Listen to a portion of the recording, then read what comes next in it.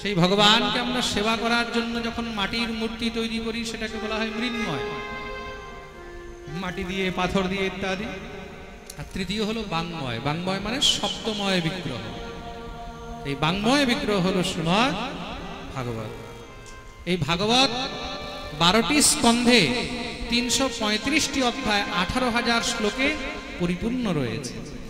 এই ভাগবত শ্রবণের পূর্বে 6টি অধ্যায়ের মাহাত্ম্য শ্রবণ করা উচিত। মাহাত্ম্য মানে মহিমা। যতক্ষণ পর্যন্ত ভাগবতের মহিমা শুনবে না ততক্ষণ পর্যন্ত ভাগবতকে বুঝতে পারবে না। আসুন আমরা সবাই ভাগবতের মহিমা শ্রবণ করব, ভাগবতের মাহাত্ম্য শ্রবণ করব। মাহাত্ম্যের প্রথম শ্লোক, সবাই সোজা হয়ে বসবেন, দুই হাত জোড় করে মাহাত্ম্যের প্রথম শ্লোক আমরা শুনব। ওম নমো ভগবতে বাসুদেবায় সচ্চিদানন্দ রূপায় বিশ্বোৎপত্ত্যাদি হেতবে তাপত্রয় বিনাশায় শ্রীকৃষ্ণায় বয়ং নমঃ। প্রথম শ্লোকে এখানে ভগবানের বন্দন করা হয়েছে। ভগবানের 3টি স্বরূপের বন্দন করা হয়েছে। 3টি স্বরূপ কি কি? সৎ, চিৎ আর আনন্দ। কিছুক্ষণ আগে আমরা শুনলাম ভগবানের 3টি বিগ্রহ, তাই তো? এখন শুনছি 3টি স্বরূপ কি কি? সৎ, চিৎ আর আনন্দ। সৎ শব্দের অর্থ হলো সত্য। সত্য মানে কি? সত্যই হলেন স্বয়ং।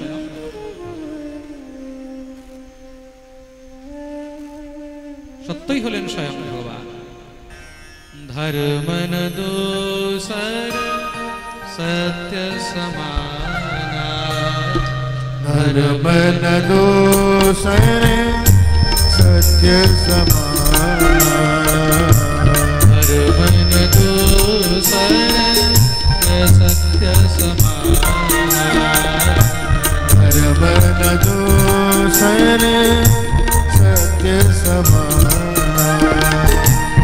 আগমনিগম পুরাণ বখানা, আগমনিগম পুরাণ বখানা, আগমনিগম পুরাণ বখানা, আগমনিগম পুরাণ বখানা, ধর্মন দোসর সত্য সমানা, ধর্মন দোসর সত্য সমানা,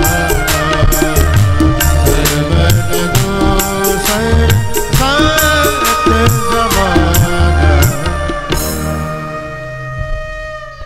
সত্যই হলেন একমাত্র ভগবান। আর ভগবানের দ্বিতীয় স্বরূপ হলো চিৎ। চিৎ শব্দের অর্থ হলো প্রকাশ। যার প্রকাশে সমস্ত জগৎ প্রকাশিত, তিনি হলেন একমাত্র স্বয়ং প্রকাশ ভগবান। আর ভগবানের তৃতীয় স্বরূপ হলো আনন্দ। তৃতীয় স্বরূপ কি? আনন্দ। ভগবানকে একমাত্র আনন্দ বলা হয়েছে। কিন্তু আমরা কি করি? আমরা এই জগতের মধ্যে আনন্দ খুঁজে বেড়াচ্ছি, তাই তো? এই সংসারের মধ্যে আনন্দ খুঁজে বেড়াচ্ছি। সংসারে আনন্দ নেই। এই সংসারে আনন্দ হলো ক্ষণভঙ্গুর, কিছুক্ষণের জন্য। তারপরে কিন্তু শুধু দুঃখই কষ্টই কষ্ট। মানুষ ভাবে ঘর বানাবো, বাড়ি বানাবো, তারপরে সুখ হবে। ঘর বানালো, বাড়ি বানালো, তারপরে সুখ নয়, তারপরে চিন্তা, টেনশন আরো বেড়ে যাবে। চিন্তা, টেনশন আরো। মানুষ ভাবে বোধহয় বিবাহের পরে তারপরে চিন্তা শেষ, আর কোনো চিন্তা থাকে। বিয়ের পরে এবার চিন্তা শেষ হলো, তারপরে আবার নতুন নতুন চিন্তা শুরু। সন্তান হয়ে গেলে তারপরে চিন্তা শেষ। সন্তান হওয়ার পরে চিন্তা শেষ হয়, আবার নতুন চিন্তা আরম্ভ। এই সংসারের মধ্যে আনন্দ নেই। আনন্দ যদি আছে তাহলে একমাত্র স্বয়ং ভগবানের শ্রী চরণেই আছে। এই সংসারে ঈশ্বর ছাড়া আনন্দ আর কোথাও নেই। তুমি যেখানে আনন্দ খুঁজতে যাবে সেখানে শুধু কষ্টই কষ্ট। তাহলে সেই ভগবান করেন কি বলে, তিনটি কাজ করেন।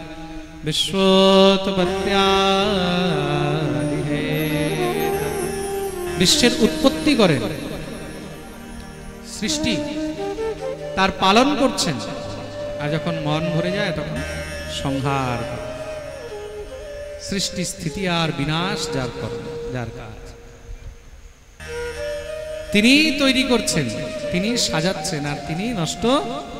আমরা তো সব হলাম তার হাতের পুতুল, আমরা হলাম তার হাতের পুতুল। সে যেইভাবে নাচাচ্ছে আমরা সেইভাবে নাচছি,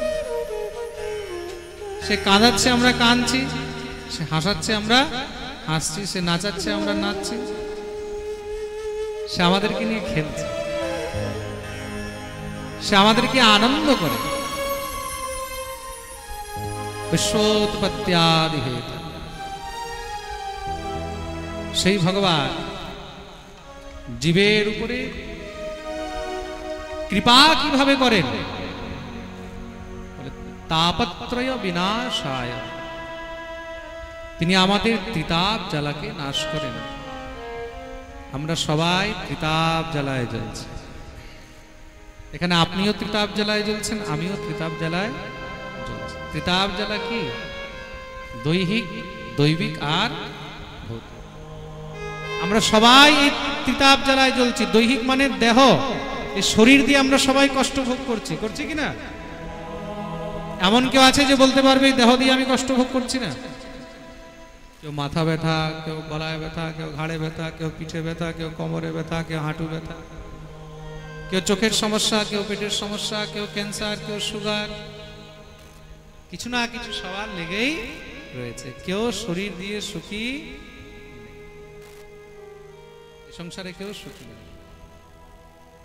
দৈহিক, দৈবিক। দ্বিতীয় হলো দৈবিক, দেবতাদের প্রকোপ। বলে এখন অমুক গ্রহ খারাপ চলছে, অমুক গ্রহ সেই উল্টো চলছে, অমুক গ্রহের চাল এমন চলছে, অমুক নক্ষত্র ঠিক নেই, সময় খারাপ চলছে। এটা হলো দৈবিক তাপ, দেবতাদের দ্বারা প্রদত্ত।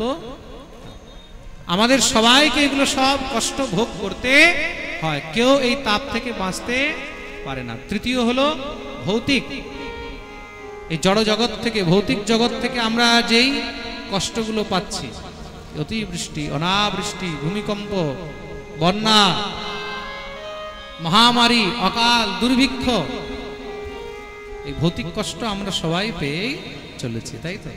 কেউ বেঁচে আছে? এই সংসারে কেউ যদি ভাবে যে আমরা কষ্ট থেকে বেঁচে যাব, সম্ভব নয়। কষ্ট সবাইকে ভোগ করতে হয়, কিন্তু এই কষ্ট থেকে কে পেরিয়ে যায়?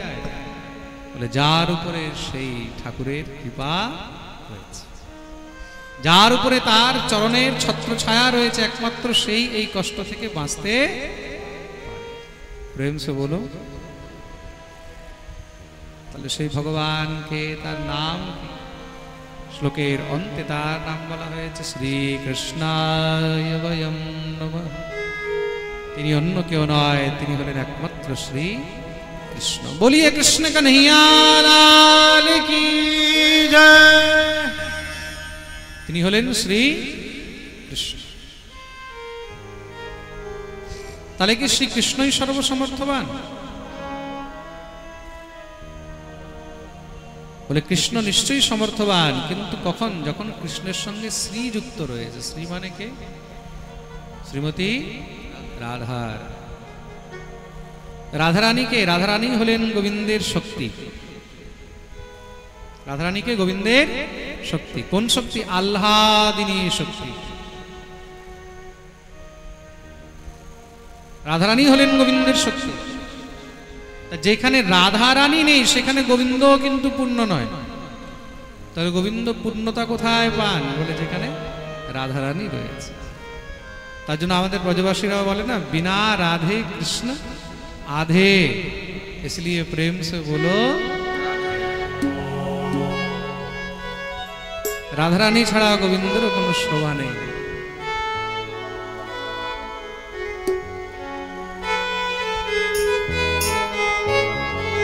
তার জন্য রাধারানীর স্মরণ নিয়ে সবসময় থাকতে হবে। তার জন্য আমাদের ব্রজের গোপীরা কি বলে, হে রাধারানী, তুমি যে বারবার মান করো, যার জন্য মান করো সে তো তোমার চাকর। আমাদের ব্রজের মধ্যে মালিক নেই, ব্রজের মধ্যে হলো মালিকিন, জানো তো? আর মালিকিনকে, মালিকিন হলেন শ্রী রাধারানী, আর গোবিন্দ হলেন রাধারানীর চাকর। শোনো গো রাধারানী, গোলাম তোর বনমালী। শোনো গো রাধারানী, গোলাম তোর রাধারানী। শোনো গো রাধারানী, গোলাম তোর বনমালী। শোনো গো রাধারানী, গোলাম তোর বনমালী। শোনো গো রাধারানী, তোর বনমালী। শোনো গো রাধারানী।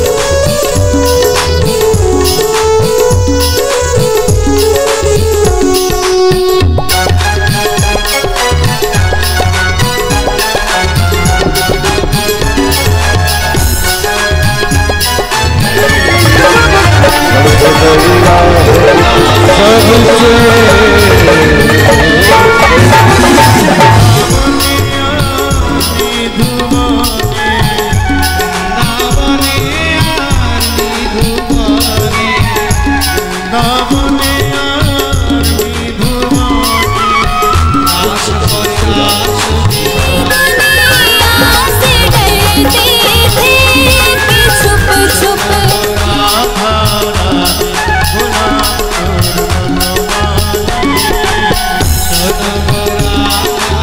मनमानी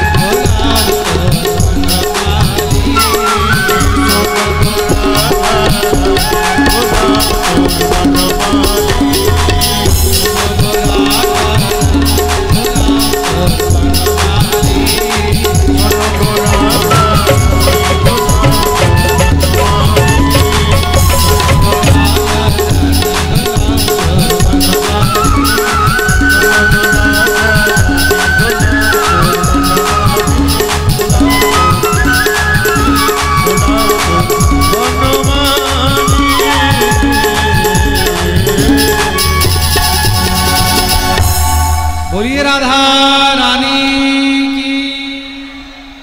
সবাই নিজে নিজে জায়গায় বসে যাবে, যারা যেখানে আছেন সেখানে বসে যাবে।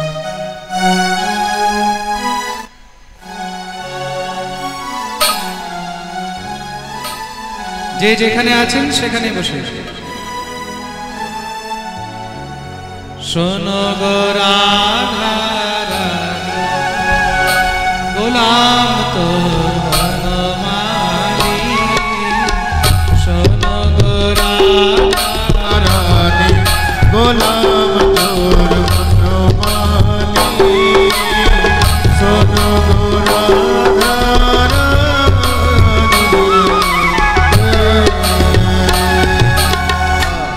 बोलिए राधा श्याम सुंदर लाल की।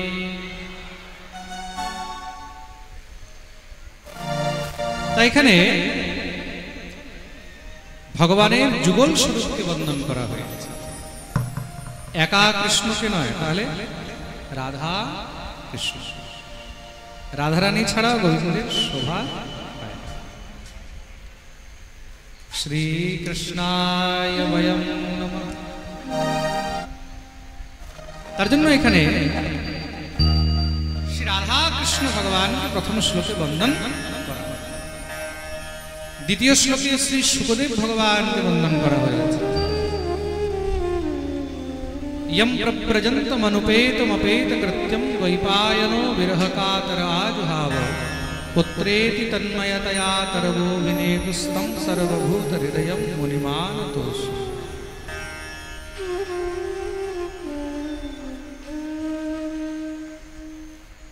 यम प्रव्रजन्तमनुपेतमपेत कृत्यं। श्री सुखदेव भगवान के बंदन करा হয়েছে। কোন সুখদেব ভগবান? যিনি মহর্ষি বেদব্যাসের পুত্র। কার পুত্র? মহর্ষি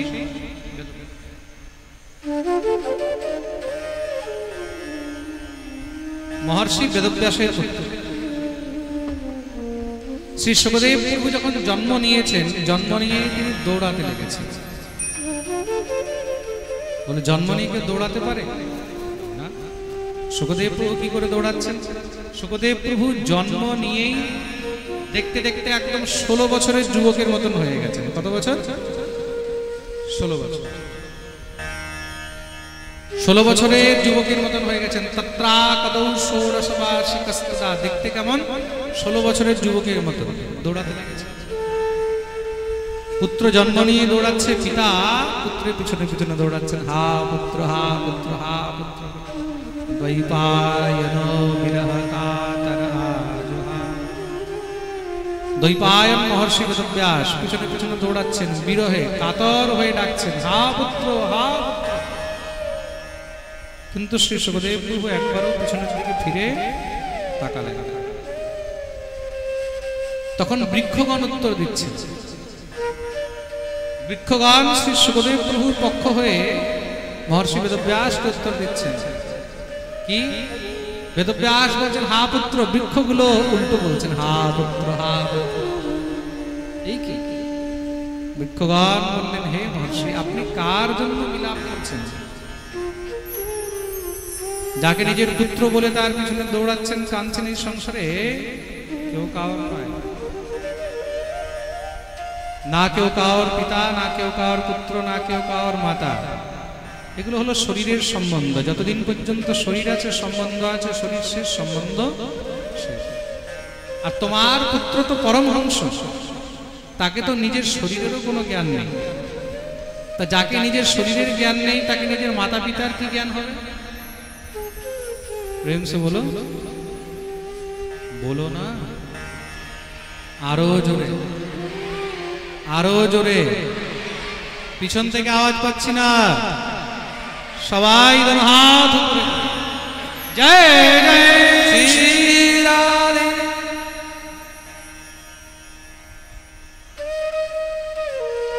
সুখদেব প্রভু হলেন পরমহংস। তিনি সর্বভূতে একমাত্র শুধু ব্রহ্ম দর্শন করেন। তার জন্য তার একটি নাম হলো ব্রহ্মরাজ। কি নাম? সুখদেব প্রভুর একটি নাম কি? ব্রহ্মরাজ। যিনি সর্বভূতে একমাত্র শুধু ব্রহ্ম দর্শন করেন। মহর্ষি বেদব্যাস সেখান থেকে ফিরে চলে আসলেন। এমন শ্রী সুখদেব প্রভু যিনি সর্বভূতে একমাত্র শুধু ভগবত দর্শন করেন, ব্রহ্ম দর্শন করেন, এমন সুখদেবের শ্রী চরণে আমরা সবাই প্রণাম। এবার প্রশ্ন আসলো, শ্রী সুখদেব প্রভু জন্ম নিয়ে দৌড়াতে লাগলেন কেন? এই সুখদেব প্রভু কে ছিলেন? সুখদেব প্রভুর জন্ম বৃত্তান্তে সুখদেব প্রভুর পূর্বজন্মের চরিত্র বলা হয়েছে। জামল গ্রন্থের মধ্যে সুখদেব প্রভুর পূর্বজন্মের বর্ণনা রয়েছে। এই সুখদেব প্রভু কে ছিলেন? পূর্বজন্মে তিনি এক শুকপক্ষী ছিলেন।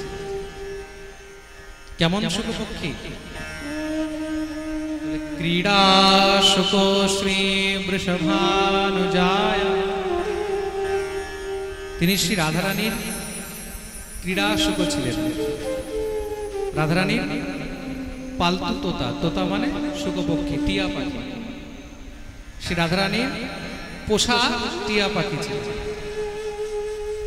রাধারানীর কাছে থাকতেন, রাধারানী তাকে নিয়ে খেলতেন।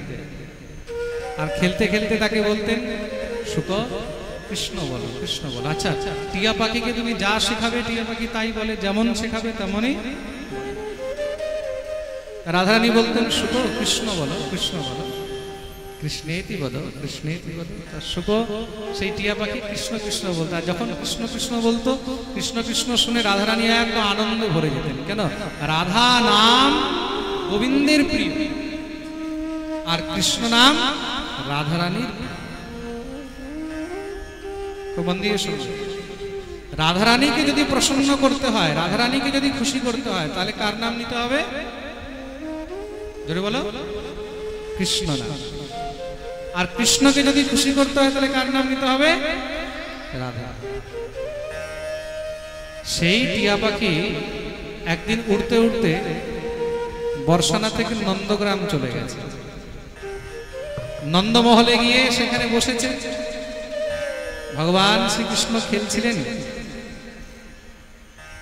টিয়া পাখিটা গিয়ে গোবিন্দের কাছে বসেছে, দেওয়ালের উপরে বসে। টিয়া পাখি ওই যে অভ্যাস কৃষ্ণ কৃষ্ণ বলার, ওখানে গিয়ে কৃষ্ণ কৃষ্ণ কৃষ্ণ কৃষ্ণ বলা আরম্ভ করে দিয়েছে। ভগবান নন্দনন্দন দৌড়ে গিয়ে সেই টিয়া পাখিটাকে একদম কোলের মধ্যে নিয়েছে। নিয়ে ভগবান কি বলছেন? শুক কৃষ্ণেতি মা বদ, কৃষ্ণেতি মা বদ। কৃষ্ণ বলো না, কৃষ্ণ বলো না। তাহলে বলে রাধেতি বদ, রাধেতি বদ, রাধা বলো, রাধা বলো। সেই শুকপক্ষী রাধা রাধা বলা আরম্ভ করে দিলেন। এখন শুকপক্ষী কি বলছে? রাধা রাধা রাধা। শুনেই ভগবান একদম আনন্দে ভরে গেছে। সেই শুকপক্ষী আবার উড়ে গিয়ে যখন রাধারানীর কাছে গেছে, এখন ওই রাধা রাধা বলার অভ্যাস হয়ে গেছে। ভগবান তাকে দিয়ে রাধা রাধা বলিয়েছে। রাধারানীর কাছে গিয়ে বলছে রাধা রাধা রাধা। রাধারানী তাকে একদম ভালো করে জড়িয়ে ধরে বুকে লাগিয়েছে। শুক রাধেতি মা বদ, রাধেতি মা বদ। রাধা রাধা বলো না, তাহলে কৃষ্ণেতি বদ, কৃষ্ণেতি, কৃষ্ণ কৃষ্ণ বলো, কৃষ্ণ কৃষ্ণ। শুকদেব আবার কি বলছেন? কৃষ্ণ কৃষ্ণ যখনই সেই শুকপক্ষী কৃষ্ণ কৃষ্ণ বলে, রাধারানী তার ঠোঁটগুলোকে নিয়ে চুম্বন করেন। পবিত্র চঞ্চু প্রিয় চুম্বনের, আহা, শ্রী রাধারানীর কৃপা প্রসাদী অধরামৃত পান করছেন সেই শুকপক্ষী। আর যখন গোবিন্দের কাছে যায়, গোবিন্দের কাছে গিয়ে যখন রাধা রাধা বলে, তখন গোবিন্দ তাকে একদম বুকে জড়িয়ে ধরে চুম্বন করে। রাধা কৃষ্ণের কৃপা প্রসাদী অধরামৃত যে পান করেছেন, তিনি হলেন শ্রী শুকদেব। যিনি রাধারানীর আর গোবিন্দের অধরামৃত পান করেছেন, সেই শুকপক্ষীর বাণী কতটা মধুর হতে পারে বিচার করে দেখুন। স্বয়ং যার চঞ্চু, চঞ্চু মানে চোঁচ, ঠোঁট, স্বয়ং ভগবান চুম্বন করে, তার বাণী কেমন মধুর হবে। সেই শুকদেব পরবর্তীকালে গিয়ে মহর্ষি বেদব্যাসের স্ত্রী ভগবতী অরণী দেবীর গর্ভের থেকে জন্ম গ্রহণ করলেন। 12 বৎসর তিনি মাতৃগর্ভে ছিলেন, জন্ম নিচ্ছেন না। কেন বলে, বাইরে বেরোলে তো মায়া স্পর্শ করবে, মায়া ধরবে। সংসারে যে এসেছে সে মায়া থেকে তো বাঁচতে পারেনি। যে জগতে এসেছে সে মায়া থেকে বাঁচতে পেরেছে? কেউ মায়া থেকে বাঁচতে। শুকদেব প্রভু ভয়ে বেরোচ্ছেন না, জন্ম নিচ্ছেন না। পিতা মহর্ষি বেদব্যাস বললেন, হে শুক, হে পুত্র, তুমি যদি জন্ম না নাও তাহলে তোমার মায়ের কতটা কষ্ট হচ্ছে তুমি জানো? একটি সন্তানকে গর্ভে ধারণ করা এটা কোনো সাধারণ বিষয় নয়। 8 মাস 9 মাস এক সন্তানকে যে মা গর্ভে ধারণ করে সেই জানে যে কতটা কষ্ট হয়। আর সেই জায়গায় যদি কাউকে 12 বছর গর্ভে ধারণ করতে হয় তাহলে কেমন অবস্থা হবে? সেই শুকদেব প্রভু গর্ভ থেকে উত্তর দিচ্ছেন, হে পিতা, জন্ম নিলেই তো আপনারা আমাকে মায়ায় জড়িয়ে দেবেন। আর মায়ায় যদি একবার জড়িয়ে যায় তাহলে আর আমার ভগবত ভক্তি হবে। মহর্ষি বেদব্যাস কথা দিলেন, যাও, আমি তোমাকে কথা দিলাম, তোমাকে আমরা মায়ায় জড়াবো, তুমি যা চাও তা, কিন্তু জন্ম তো না। পিতা যখন কথা দিয়েছেন, বচন দিয়েছেন, তখন গিয়ে শুকদেব জন্মগ্রহণ করলেন। আর জন্মগ্রহণ করেই দেখতেই দেখতে মহারাজ একদম বাড়তে লেগেছেন। 16 বছরের যুবকের মতন হয়ে গেল। এখনো নাল ছেদন হয়নি। জন্মের পরে যে নাল ছেদন হয়, নালও ছেদন হয়নি। উপনয়ন সংস্কার হয়নি। সেই যে নাল রয়েছে নাভির সঙ্গে লাগানো, নালটাকে কাঁধের মধ্যে মহারাজ একদম তুলে দিয়ে দৌড়াচ্ছেন। অনুপে তোমাপে একদম পৈতার মতন কাঁধের মধ্যে দিয়ে দিয়েছে, দৌড়াচ্ছে। প্রেম সে বলো। এই হলেন শ্রী শুকদেব। তিনি মায়া থেকে মুক্ত হয়ে সংসারের দিকে একবার ফিরেও তাকাননি। চলে গেলেন কোথায়? জঙ্গলে। পরমহংস জঙ্গলের মধ্যে গিয়ে গুফার মধ্যে বসে সেখানে নির্গুণ নিরাকার ব্রহ্মকে ধ্যান করছেন। এখন প্রশ্ন হলো, শ্রী শুকদেব প্রভু তো সবকিছু ছেড়ে চলে গেছেন, গৃহত্যাগ করে বনে চলে গেলেন, জঙ্গলে চলে গেলেন। সেই শুকদেব প্রভু আবার ফিরে কি করে আসলেন? আর রাজা পরীক্ষিতকে ভাগবত শোনালেন কি করে? শুকদেব প্রভু তো জঙ্গলের মধ্যে বসে, পাহাড়ের মধ্যে, গুফার মধ্যে সেখানে তপস্যা করছেন, ভজন করছেন, একদম ঐকান্তিক ভাবে শুধু পরব্রহ্মের চিন্তন করেন। এদিকে কি হয়েছে? মহর্ষি বেদব্যাসের শিষ্যগণ, জৈমিনী, কোয়েল, শামক ইত্যাদি, তারা সব যখন সেই বনের মধ্যে বিচরণ করছেন, কিসের জন্য? কাঠ কুড়াতে যায়। তো কাঠ কুড়িয়ে আশ্রমের মধ্যে নিয়ে আসা হয়। তা সেই শুষ্ক কাষ্ঠ কুড়াতে কুড়াতে তারা মহর্ষি বেদব্যাস মানে শুকদেবের পিতা তাদেরকে যে ভাগবত পড়াতেন, সেই ভাগবতের শ্লোকগুলোকে গাইতে লাগলেন, উচ্চারণ করতে লাগলেন। একজন আরেকজনকে ভাগবতের শ্লোক শোনাচ্ছে। কি শ্লোক শোনালেন? প্রথম শ্লোক। अहो बकीयं स्तनकालकूटं जिघांसयापाय यदप्यसाध्य लेभे गतिं धातृचितां ततोऽन्यं कं वा दयालुं शरणं व्रजे। কি সুন্দর শ্লোক। যখনই শ্রী সুখদেব প্রভু এই শ্লোক শুনেছেন, শুনে একদম মন্ত্রমুগ্ধ হয়ে গেলেন। কে এই দয়ালু ঠাকুর? কেমন দয়ালু? বলে সেই গোবিন্দকে যেই বকি মারতে এসেছে। বকি মানে পুতনা, পুতনার এক নাম হলো বকি। নিজের স্তনের মধ্যে কালকুট বিষ মাখিয়ে গোবিন্দকে মারতে এসেছিল। তো সেই পুতনাকে বধ করে ভগবান তাকে কোথায় জায়গা দিয়েছেন জানেন? লেভে গতিম ভাতৃচতাম তদন্যম, নিজের মায়ের জায়গায় তাকে স্থান দিয়েছেন।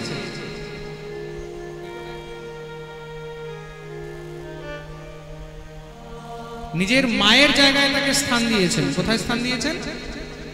মায়ের জায়গায়। যেই জায়গা দেবকী আর যশোদার জন্য ভগবান ঠিক করে রেখেছিলেন, সেই জায়গা সেই পুতনাকে ভগবান দিলেন। মাতৃগতি বিচার করে দেখুন, কাউকে কেউ মারতে এসেছে, সে তাকে নিজের মায়ের জায়গায় বসাবে? হ্যাঁ, বসাবে। এই সংসারে এমন উদার হৃদয়, এমন দয়ালু তো একমাত্র স্বয়ং ভগবান শ্রীহরি হতে পারে। প্রেম সে বলো। এই সংসারে যদি কেউ আমাদের ক্ষতি করে, কেউ আমাদের যদি কিছু বিনষ্ট করে, কেউ আমাদের যদি কিছু নাশ করে, আমরা তাকে ছেড়ে দেবো? একটা মশা যদি কামড়ায়, আমরা তাকে ছাড়ি কি? হ্যাঁ, প্রেম সে বলো। একটা মশা কামড়ালে আমরা সেই মশাটাকেই ছাড়ি না। এই সংসারে যদি কোনো জীব কেউ যদি আমাদের ক্ষতি করে, বিনষ্ট করে, মারতে আসে, আমরা ছেড়ে দেবো না। কিন্তু যে পুতনা গোবিন্দকে মারতে এসেছেন, সেই পুতনাকে ভগবান মায়ের জায়গায় স্থান দিয়েছেন। কোথায় দিয়েছেন? এই শব্দ শুনেই শ্রী সুখদেব প্রভু একদম মুগ্ধ হয়ে গেলেন। কম্বা দয়ালুং শরণং ব্রজে। কে সেই দয়ালু ঠাকুর? কে কে? একটু তার বিষয়ে আরো বলো। কে তোমরা ভাই? যখনই জৈমিনী ইত্যাদি ভিতর থেকে আওয়াজ শুনতে পেলেন, তারা প্রশ্ন করলেন, আপনি কে? আপনার নাম কি? শ্রী সুখদেব প্রভু তো চিন্তায় পড়ে গেলেন। শ্রী সুখদেব প্রভু বললেন, আমি ব্যাস নন্দ, মহর্ষি কৃষ্ণ দ্বৈপায়নের পুত্র। ওহো, কি চান আপনি? বলে, আপনারা যার গুণগান করছেন, সে দেখতে কেমন, তার রূপ কেমন, সে কে? আমি একটু জানতে চাই। তারা তখন দ্বিতীয় শ্লোক শোনালেন। তাহলে শুনুন, সে দেখতে কেমন? বরহাপীড়ম নটবর বপু কর্ণयो কর্ণিকার বিভ্রদবাসঃ কনককপিশম বেদয়ন্তি চ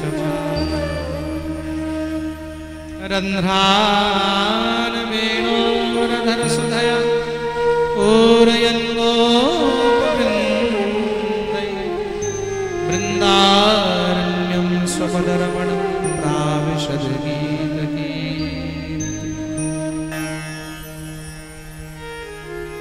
সেই গোবিন্দ দেখতে কিরকম? বরহাপীড়ম নটবর বপুঃ কর্ণयो কর্ণিকা। গোপ বেশধারী। কেমন? জোরে বলো। গোপ বেশধারী, যিনি গোচারণ করছেন, হাতের মধ্যে তার বাঁশি রয়েছে, মধুর মধুর সেই বংশী বাদন করতে করতে চলছেন, মাথায় ময়ূর পাখা রয়েছে, কানে মকরাকৃত কুণ্ডল, গলায় ফুলের মালা, বৈজয়ন্তী মালা, যার আগে আগে গাভী আর পিছনে পিছনে সব গোয়ালা, গোপ গোয়ালা রয়েছে।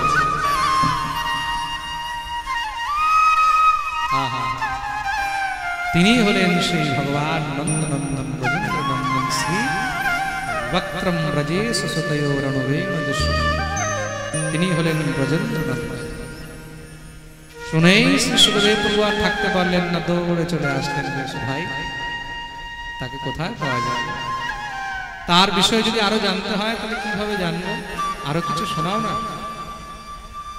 জৈমিনী ইত্যাদি বললেন এইভাবে নয়, যদি আরো জানতে চান, যদি আরো শুনতে চান, তাহলে আপনাকে আপনার পিতৃদেবের কাছে যেতে হবে। কেন? তিনি তার চরিত্র বর্ণন করেছেন, যার নাম হলো শ্রীমদ্ ভাগবত। তিনি আপনাকে ভালো করে তার বিষয়ে বলতে পারেন। আমরাও ওনার কাছেই শুনেছি, ওনার কাছেই পড়েছি, ওনার কাছেই এসব জেনেছি। দেখুন, নিরাকার ব্রহ্মের উপাসক শ্রী সুখদেব প্রভু। নিরাকার মানে যার কোনো আকার,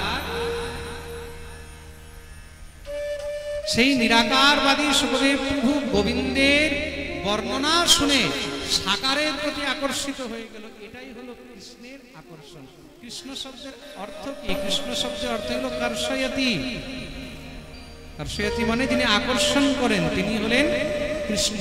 সাধারণ থেকে সাধারণ জীব, বড় থেকে বড় পাপী দুরাত্মা, তাদেরও যিনি চিত্তকে আকর্ষিত করে নিজের দিকে টেনে নেয়, তার নাম হলো শ্রী কৃষ্ণ।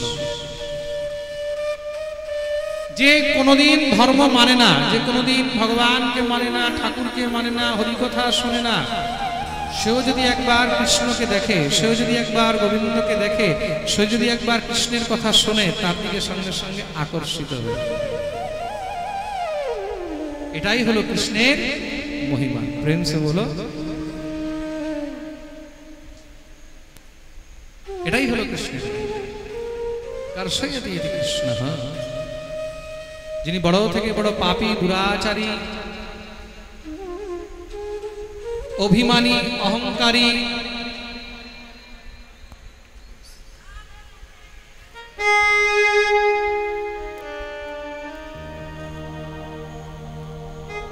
অভিমানী, অহংকারী, দুরাচারী, অধর্মী, বিধর্মী।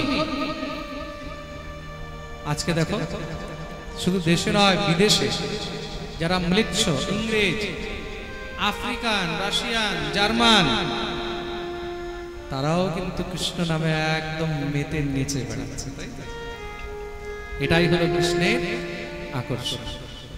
শ্রী সুখদেব প্রভু সঙ্গে সঙ্গে দৌড়ে নিজের পিতার কাছে গিয়ে উপস্থিত হলেন। বলিয়ে সুখদেব ভগবান কি। পিতার কাছে গিয়ে উপস্থিত হয়েছেন। আর সেই মহর্ষি বেদব্যাস নিজের পুত্র শ্রী সুখদেব মুনিকে এই ভাগবত অধ্যয়ন করালেন, পড়ালেন। যেই ভাগবত পরবর্তীকালে শ্রী সুখদেব প্রভু রাজা পরীক্ষিতকে শ্রবণ করিয়েছেন। বলিয়ে ভক্তবৎসল ভগবান কি জয়। এমন শ্রী সুখদেব প্রভুর শ্রীচরণে আমরা সৌনকাদি ঋষি শ্রী সুতজি মহারাজের কাছে প্রশ্ন করেছেন, ওই ৮৮,০০০ ঋষিগণ, প্রভু এই কলিযুগের মধ্যে তো মনুষ্যের বুদ্ধি আস্তে আস্তে আসরিক হয়ে যাচ্ছে। ইহ ঘোরে কলো প্রায় জীবশ্চাসুরতাগত ক্লেশাক্রান্তস্য তস্যৈব শোধনে কিম পরায়। এই ঘোর কলিযুগের মধ্যে মানুষের বুদ্ধি তো আস্তে আস্তে ভ্রষ্ট হয়ে যাচ্ছে, নষ্ট। সবসময় জীব দুশ্চিন্তা, কলহ, নিন্দা, চর্চা এগুলোর মধ্যেই পড়ে রয়েছে। এগুলোর উপরে মানুষের কাছে আর অন্য কোনো কাজ নেই। প্রেম সে বলো, তাহলে মানুষের বুদ্ধি শুদ্ধ কি করে হবে? শোধনে কিম পরায়। মানুষের মতি শুদ্ধ কি করে হবে? তার জন্য কোনো উপায় হবে। শ্রী সতীশ মহারাজ উপায় বলছেন, বলে খুব মন দিয়ে শুনবে। প্রীতি সনগজন্তে তে ঋতো বচনে বিচার্য চ সর্ব সিদ্ধান্ত নিষ্পন্নম সংসার ভয়নাশ। সংসারের সমস্ত ভয় নাশ করার জন্য খুব সুন্দর একটি উপায় রয়েছে, একটি কথা রয়েছে, কি কালব্যাল মুখগ্রাস ত্রাস নির্ণাশ হেতু শ্রীমদ্ভাগবতম শাস্ত্রম কলৌকিরেণ ভাষিত। এই কালরূপী ব্যাল, ব্যাল মানে সর্প, এই কালরূপী সর্পের মুখ থেকে বাঁচার জন্য, এই কলিযুগের মধ্যে জীবের উদ্ধারের জন্য, মুক্তির জন্য, বুদ্ধির শুদ্ধির জন্য শুধু একটি উপায় রয়েছে, আর তার নাম হলো শ্রীমদ্ বলিয়ে ভাগবত ভগবান কি। এই ভাগবত কে কাকে শুনিয়েছে? শ্রী শুকদেব প্রভু রাজা পরীক্ষিতকে শুনিয়েছে। মনে রাখবে এই ভাগবত কিন্তু দেবতাদের জন্য দুর্লভ। হ্যাঁ, দেবতারাও কিন্তু এই ভাগবত অত সহজে পায়নি। সেটা কি করে? বলে এক সময়ের কথা, যখন শ্রী শুকদেব প্রভু রাজা পরীক্ষিতকে ভাগবত শোনাতে বসেছেন, সেই সময় দেবতারা সেখানে এসে উপস্থিত হলেন। পরীক্ষিতে কথাম তত্ত্বং সভায়াম সংস্কৃতে সুধা কুম্ভং গৃহীত্বৈব দেবাস্তত্র সমাগমঃ। স্বর্গ থেকে দেবতারা এসে উপস্থিত হয়েছেন, শ্রী শুকদেব প্রভুকে এসে প্রণাম করলেন। শুকদেব প্রভু মনে মনে ভাবছেন, হঠাৎ করে দেবতাগণ এখানে এসে উপস্থিত হয়েছে, দেবতাদের আসার কারণ? শুকম নত্বা বদন সর্বে স্বকার্য কুশলাসুরাঃ। দেবতারা এরা তো মহা স্বার্থী, স্বার্থ ছাড়া দেবতারা কখনো কারোর কাছে যায় না। প্রেম সে বলো, স্বার্থ ছাড়া যারা বড় লোক হয় না, তারা দেখবে স্বার্থ ছাড়া কখনো কারোর কাছে যায় না। স্বার্থের জন্য দেখবে তারা একদম মহারাজ গরিব দিন দুঃখী সবার চরণ দিয়ে ধরবে। আজ দেবতারা হঠাৎ এসে উপস্থিত হয়েছে, তার কারণ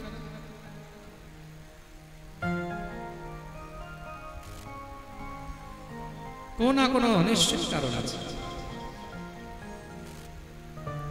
শ্রী শুকদেব প্রভু জিজ্ঞাসা করলেন, কি ব্যাপার আপনারা এখানে এসেছেন? দেবতা আবার হাত জোড় করে বললেন, শুনেছি নাকি প্রভু আপনি রাজা পরীক্ষিতকে ভাগবত শ্রবণ করাবেন। শুকদেব প্রভু বললেন, বলে কেন? কেন কি আজ থেকে 7 দিন পরে তক্ষক সর্পের দংশনে তার মৃত্যু লেখা আছে। তো ভাগবত শ্রবণ করলে কি হয়? বলে মৃত্যু ও মঙ্গলময় হয়ে যায়, তার উদ্ধার হয়ে যাবে। দেবতাগণ বললেন, প্রভু একটা কাজ করবেন কি, এই ভাগবত আপনি চলুন স্বর্গে গিয়ে আমাদেরকে শোনাবেন, তার বদলে আমরা এই অমৃত নিয়ে এসেছি। দেবতাদের কাছে অমৃত আছে, তো অমৃতের কলস নিয়ে এসেছে। एवं विनिमये जाते सुधाराज्ञा प्रपीयतां प्रपाश्यामो वयं सर्वे श्रीमद्भागवता। আমরা একটা বিনিময় করে নিই, কি বলে আপনি আমাদেরকে ভাগবত শোনাবেন, তার বদলে আমরা আপনাকে অমৃত দেব। এই অমৃত আপনি পরীক্ষিতকে পান করিয়ে দিলে পরীক্ষিত অমর হয়ে যাবে। শুকদেব প্রভু বললেন, আমাকে একটু বিচার করতে। শুকদেব প্রভু চোখ বন্ধ করে মনে মনে বিচার করছেন। स्वधा क्वकथालोके क्वकाच क्वमणिर्महान् ब्रह्मरात विचार्ये तदा देवाञ्जहास। स्वधा क्वकथालोके क्वकाच क्वमणिर्महान्। কোথায় সুধা মানে কোথায় অমৃত আর কোথায় কথা, কোথায় ভাগবত? ভাগবতের সঙ্গে কি অমৃতের তুলনা হয়? এই তুলনাটা কেমন মনে হলো? মনে হচ্ছে মণির সঙ্গে মানে হীরার সঙ্গে কাঁচের তুলনা করা। হীরার সঙ্গে কি কাঁচের তুলনা হয়? হ্যাঁ হয় কি? প্রেম সে বলো, আপনার কাছে যদি হীরা থাকে আর কেউ যদি 10টা কাঁচের টুকরো নিয়ে বলে এই 10টা কাঁচের টুকরো নিয়ে বদলে আপনি একটা হীরা দিয়ে দেন, দেবেন?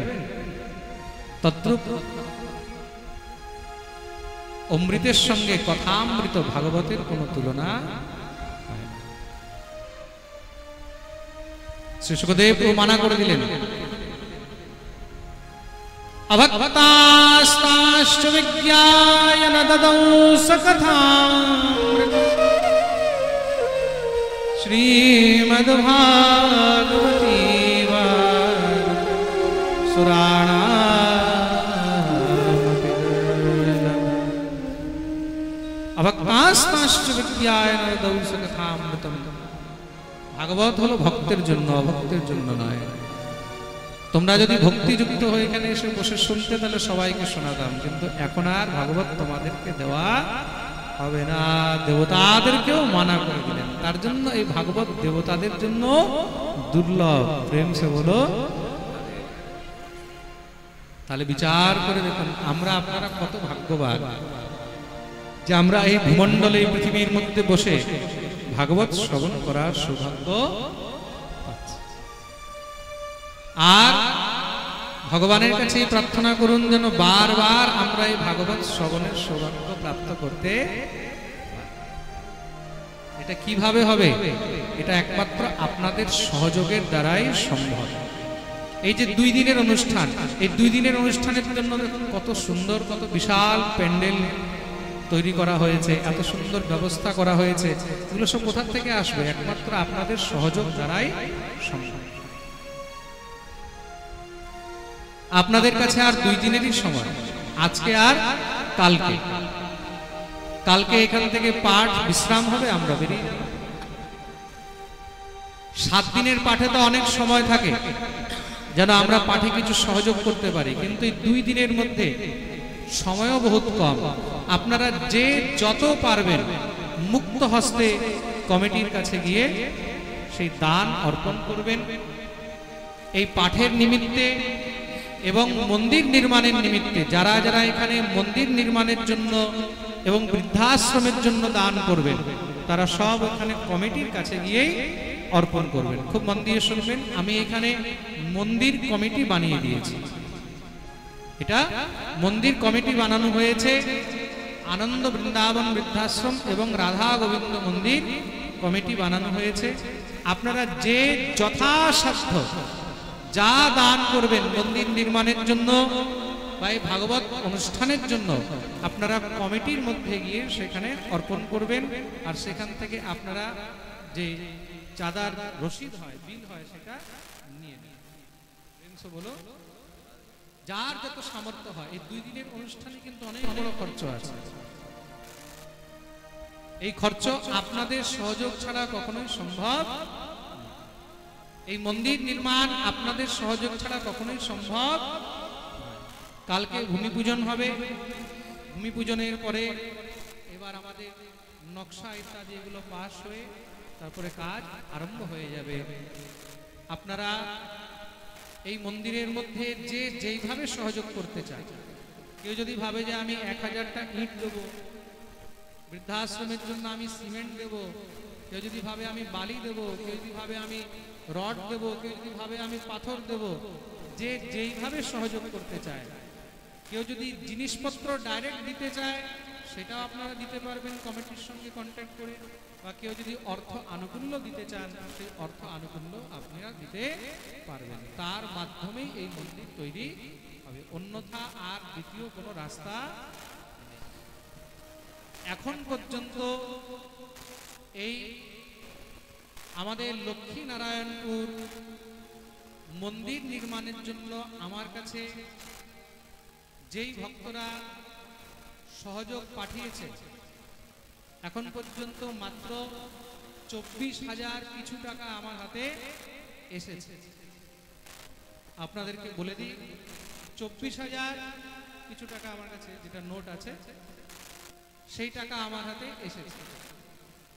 কিন্তু এই মন্দির নির্মাণের জন্য আমাদের বৃন্দাবনের যে মন্দির ট্রাস্ট আছে, শ্রী ভাগবত ভক্তি ট্রাস্ট, যেই ট্রাস্টের মাধ্যমে এই মন্দির এবং বৃদ্ধাশ্রম নির্মাণ হবে, সেই ট্রাস্টের ফান্ড থেকে আমি এই মন্দির নির্মাণের জন্য সর্বপ্রথম 5 লক্ষ টাকা আমি এখানে কমিটিকে দিয়ে দিই।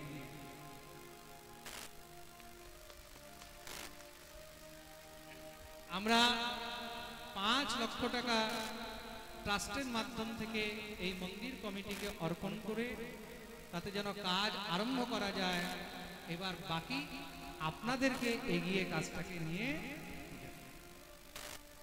যার যত সামর্থ্য হয় নিজের সামর্থ্য অনুসারে যারা লাইভ শ্রবণ করছেন লাইভ শ্রবণ করবেন। এখানে লাইভের ব্যবস্থা নেই, পরে এই পাঠ ইউটিউবে দেওয়া হবে। যারা পরে লাইভ শ্রবণ করবেন এই পাঠ, সবাই দেশ দেশান্তর থেকে দূর দূরান্তর থেকে যারা এখানে বৃদ্ধাশ্রমে মন্দির নির্মাণে সহযোগ করবেন, যেইভাবে যারা পারবেন সেইভাবেই সহযোগ করবেন। প্রেম সে বলো বলিয়ে ভক্তবৎসল ভগবান কি। এই পাঠ, এই অনুষ্ঠান, এই যে আরম্ভ হলো মন্দির নির্মাণের সঙ্গে, এখন থেকে প্রত্যেক বৎসর এইখানে এই অনুষ্ঠান এবার থেকে আরম্ভ হয়ে গেছে। আর প্রতি বৎসর এবার থেকে এখানে অনুষ্ঠান এইভাবে। এবার 2 দিনের হলো, আর আগামীবার কত দিনের হবে সেটা এবার আপনাদের হবে। প্রেম সে বলো। এই ভাগবত বিচার করে দেখুন, দেবতাদের জন্য দুর্লভ হয়েছে, কিন্তু আমাদের জন্য এই ভাগবত সুলভ। তার মানে আমরা কত ভাগ্যবান। সমস্ত দেবতাগণ চিন্তিত হয়ে গেলেন, অপমান হয়েছে, তাদেরকে মানা করে দিয়েছে, চলে গেলেন ব্রহ্মার কাছে। গিয়ে ব্রহ্মার কাছে প্রার্থনা করলেন, হে ব্রহ্মদেব, আমাদেরকে বিচার চাই। কিসের বিচার চাই? বলে ভাগবত কি অমৃত থেকেও বড় হয়ে গেল, অন্যান্য শাস্ত্র থেকেও বড় হয়ে গেল? কেন? বলে সুখদেব মুনি আমাদেরকে ভাগবত শ্রবণ করালেন না, আমরা অমৃত নিয়ে গেছিলাম, তার বদলে ভাগবত চেয়েছি, তিনি মানা করে দিলেন। ব্রহ্মা বললেন 7 দিন অপেক্ষা করো, দেখো ভাগবত শুনিয়ে তার কি ফল হয়। 7 দিন পর্যন্ত পরীক্ষিতকে ভাগবত শ্রবণ করানোর পরে সঙ্গে সঙ্গে যখন তক্ষক দংশন করলো, দংশন করার পরে পরীক্ষিত চতুর্ভুজ রূপ ধারণ করে মহারাজ প্রকট হয়েছেন। বৈকুণ্ঠ থেকে বিমান এসেছে, বিমানে বসে রাজা পরীক্ষিত পরম ধাম গমন করলেন। রাজ্ঞ মোক্ষম তথা বীক্ষ পুরাধাতা বিস্মিত। এই দৃশ্য দেখে বিধাতা ব্রহ্মা পর্যন্ত আশ্চর্য হয়ে গেলেন। তাহলে তো এখন বিচার করতে হবে সত্যি কি ভাগবত শ্রেষ্ঠ। বিচার করার জন্য কি করলেন?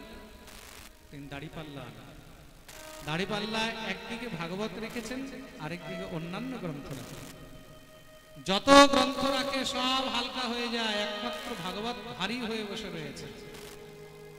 লঘু নন্যানি জাতানি গৌরবেণ ইদম মহৎ তদা ঋষিগণা সর্বে বিস্ময়ম পরমম ইয়ুঃ। সব ছোট হয়ে গেল, হালকা হয়ে গেল, ভাগবত ভারী হয়ে বসে রয়েছে। চারদিকে ভাগবতের জয় জয়কার হতে লাগলো। বলি ভাগবত ভগবান কি জয়। ভাগবত প্রতিষ্ঠিত হয়ে গেল চারদিকে। তাহলে প্রভু এই ভাগবতের সপ্তাহ বিধি কিভাবে আসে? বলে সপ্তাহ বিধি সর্বপ্রথম সনকাদি মুনি দেবর্ষি নারদকে শুনিয়েছিলেন। কাকে শুনিয়েছিলেন? দেবর্ষি সনকাদ্যৈ পুরা প্রোক্তম নারদায় দয়াপরে। দেবর্ষি নারদকে এই 7 দিন ব্যাপী ভাগবত শ্রবণ করিয়েছিলেন। কেন? যেই ফল সপ্তাহ ভাগবতে আছে সেই ফল অন্য কোন নিয়মে। এই সনকাদি মুনিকে ব্রহ্মার 4 পুত্র সনক, সনন্দন, সনাতন আর সনাতন, এই 4 জন সবসময় সৎসঙ্গ করতে থাকেন, হরিকথা গুণগান করতে থাকেন। কিভাবে? বলে এক ভাই বক্তা হয়ে যায় আর বাকি 3 ভাই শ্রোতা হয়ে যায়। এক ভাই শোনাচ্ছে, 3 ভাই বসে শোনাচ্ছে, শুনছেন। তাদের মুখে সব সময় হরিনাম হরি সংকীর্তন চলছে। হরি শরণম এবং হি নিত্যম येषा মুখে বচঃ। হরি শরণম হরি শরণম হরি শরণম কীর্তন করছে। हरि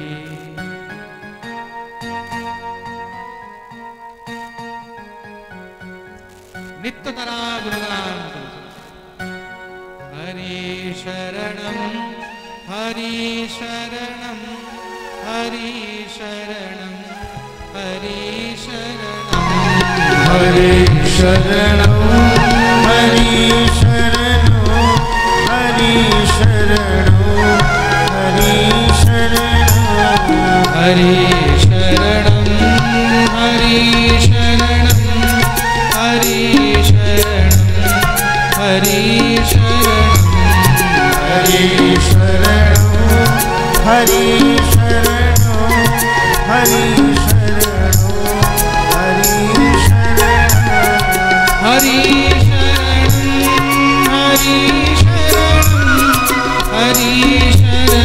हरि शरणं हरि शरणं हरि शरणं हरि शरणं हरि शरणं हरि शरणं हरि शरणं हरे शरणं हरे शरणं हरे दोनों हाथ ऊपर করে তালি সেবা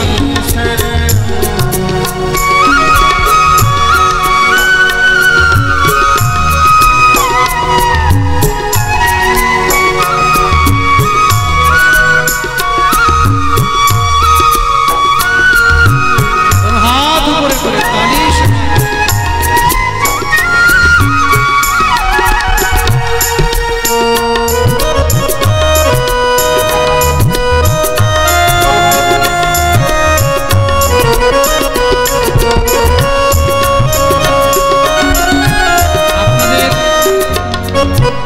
আপনাদের সমস্ত ভক্তদের মধ্যে আমাদের কমিটির ভক্তরা আসছে যারা যারা যা ভিক্ষা অর্পণ করবেন কমিটির ঝোলার মধ্যে অর্পণ করে দেবেন যার যার সামর্থ্য আসছে ছেলেরা আপনারা যা দেবেন তার মধ্যে দিয়ে হরি বল।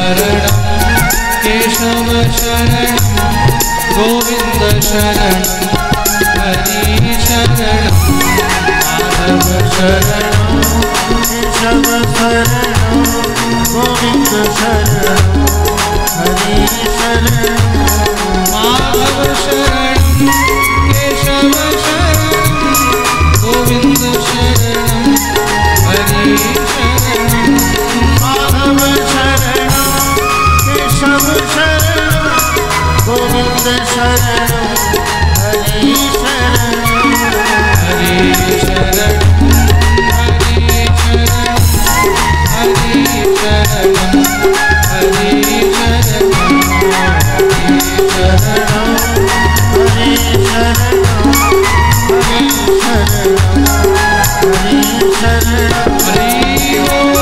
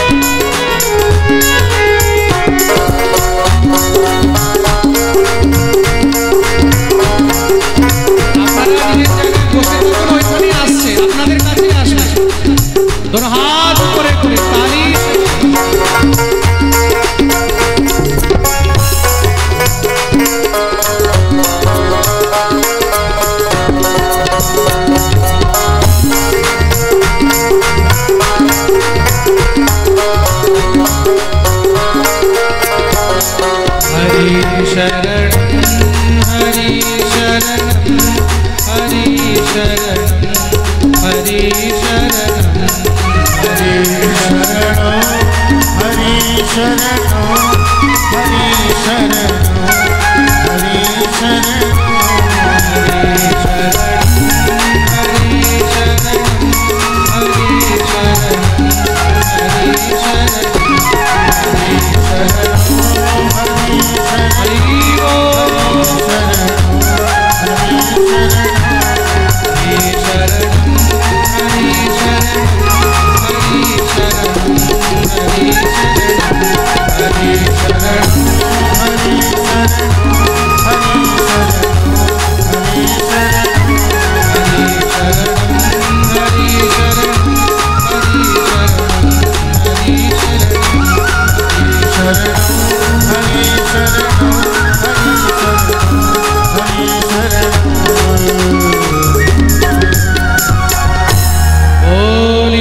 वत्सल भगवान की जय जय श्री राम। हरि शरणमेव नित्यं येषामुखे এই সনকাদি মুনিদের মুখে সবসময় শুধু হরিনাম লেগে রয়েছে। সনকাদি মুনি প্রশ্ন করলেন, এই সনকাদি ঋষিদের সঙ্গে নারদের কি করে দেখা হলো?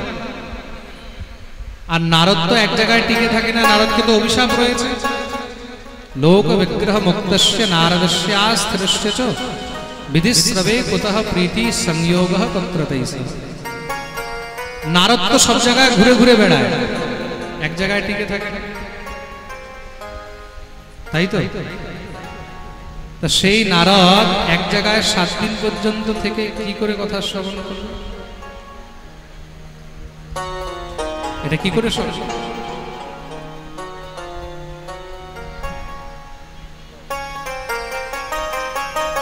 শ্রী সুতজি মহারাজ উত্তর দিচ্ছেন, খুব মন দিয়ে শুনুন।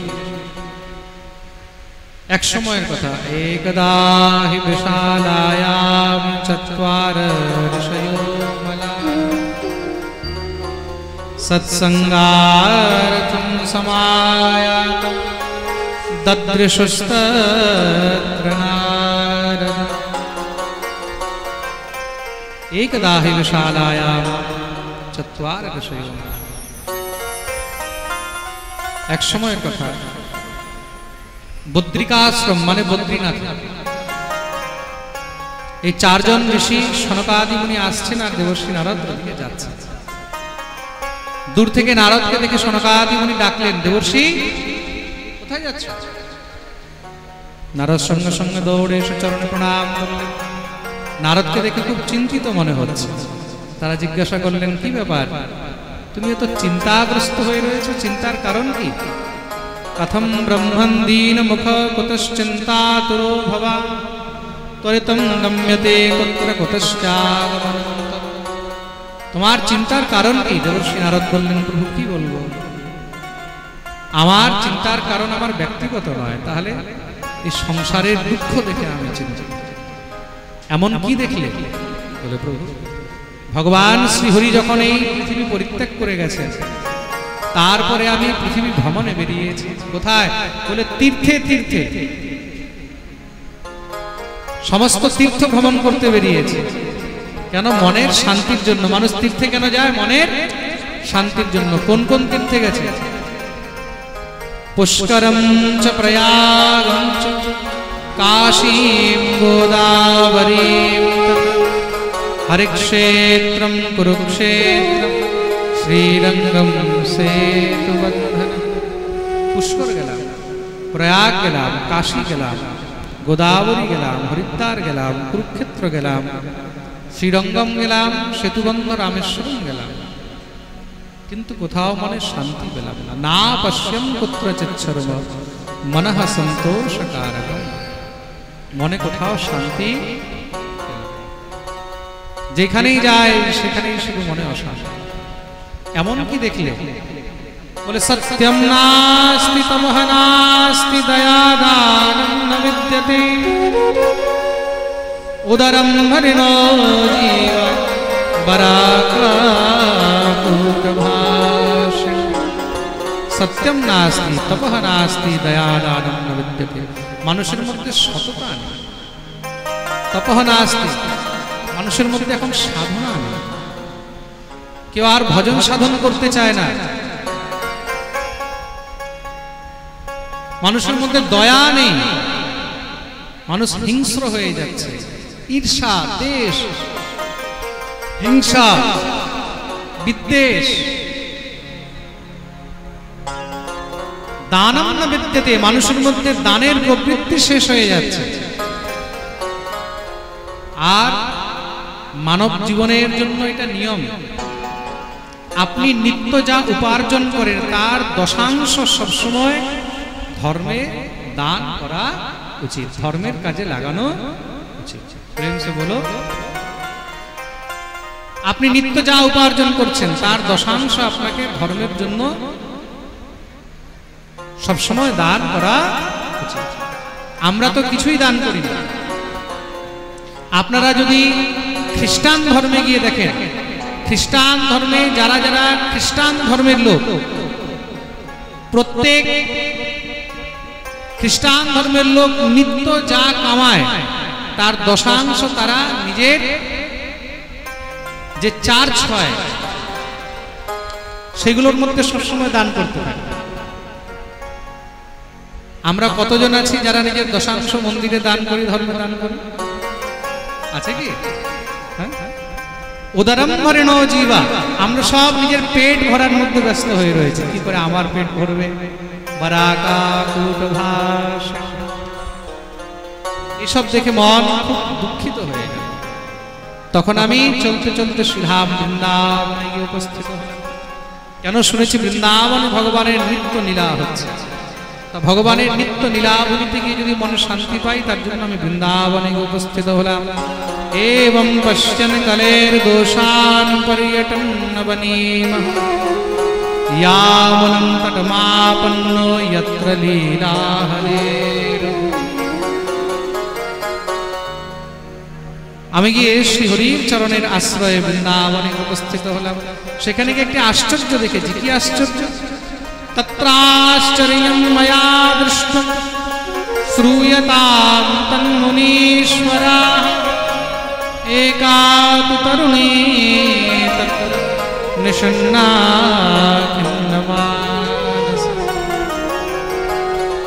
সেখানে গিয়ে দেখছি একটি তরুণী যুবতী বসে বসে কাঁদছে, তার কোলের মধ্যে দুইটি বৃদ্ধ শুয়ে রয়েছে। মনের মধ্যে প্রশ্ন উঠল, কি ব্যাপার?